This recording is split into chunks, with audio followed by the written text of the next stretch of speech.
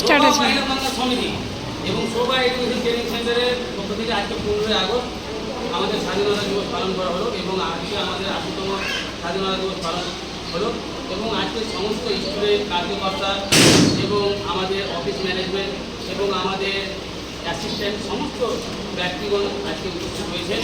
আজকে খুব খুশি, তারা দেশের জন্য সমাজের জন্য শুধু আজকার জন্য না 365 দিন তারা সব সমাজের জন্য দেশের জন্য কাজ করবে।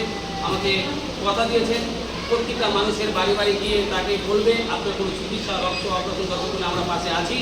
আমাদের যেমন নেতাজি আমাদেরকে একটা শিক্ষা দিয়ে গেছেন যে তোমরা আমাকে রক্ত দাও, আমি তোমাদেরকে স্বাধীনতা দেবো। তো আমরাও আপনাদেরকে বলছি আপনারা আমাদের সঙ্গে যোগাযোগ রাখুন, আপনাদেরকে আমরা রক্ত দেবো, চিকিৎসা দেবো এবং আপনাদেরকে গিয়ে আমরা বিভিন্ন রকম ব্যবস্থা করে দেবো।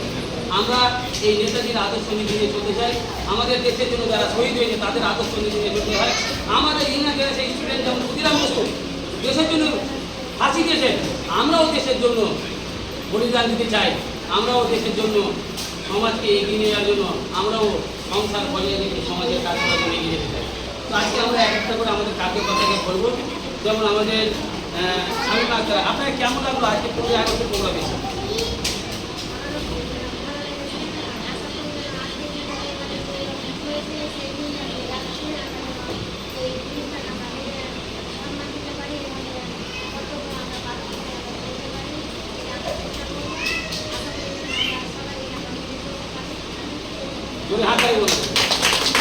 এবং আমাদের আরেকজন সাবিনা হক রয়েছে, আপনাকে কেমন লাগলো আজকে প্রোগ্রাম?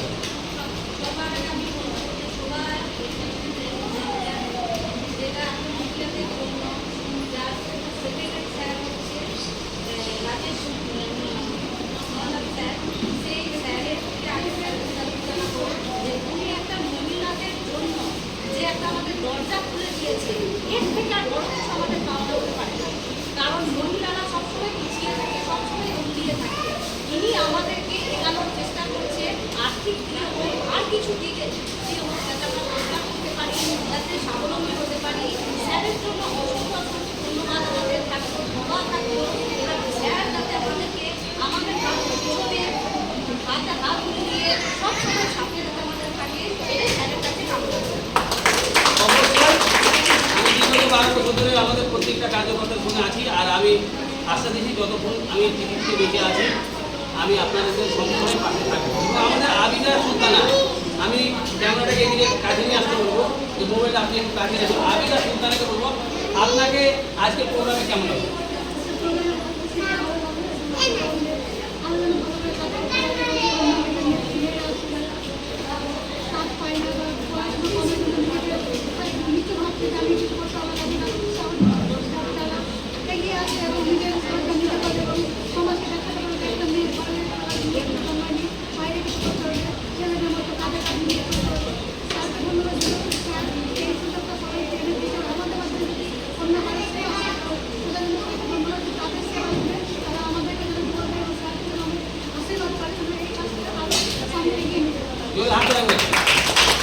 আমাদের নার্সের ম্যাডাম রয়েছে, ওনাকে আমরা বলবো সম্পর্কে বলতে যে আজকে আপনার জীবনে দ্বিতীয়বার প্রোগ্রাম, এর আগে একটা প্রোগ্রাম হয়েছে।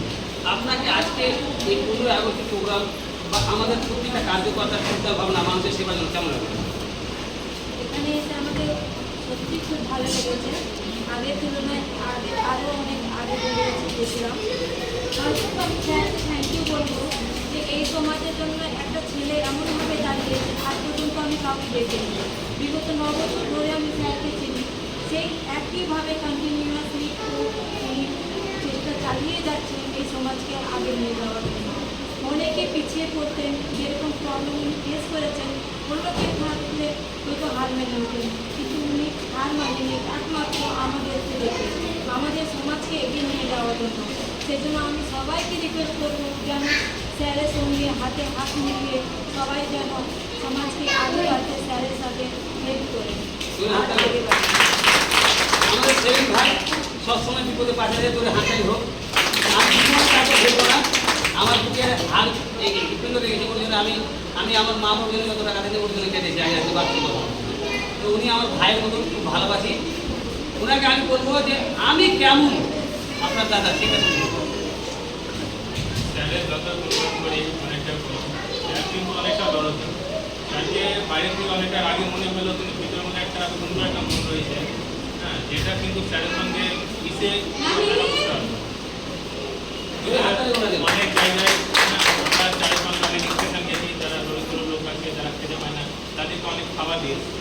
স্যারের যখন জন্মদিন পরে বার্থডে, সেদিন আমরা অনেক মানে Malda nursing home, Malda medical college দিয়ে অনেক লোকদের খাবার দিয়েছি, মালদা স্টেশনে গিয়ে অনেক খাবার দিয়েছি। এমনকি পথে যখন শীতকাল করে তাদের বস্ত্র থাকে না, আমরা তাদেরকে বস্ত্র দিয়েছি। মানে স্যারের সঙ্গে অনেক আমরা সেবামূলক কাজ করেছি। জোরে হাততালি করে দেন। এবং আমাদের ক্যামেরাম্যানকে বলবো একটু মোবাইলটা আপনি একটু এদিকে নিয়ে আসুন, কিন্তু হাওয়া আছে। তো আমাদের আর্টিকেল বানিয়ে বলবো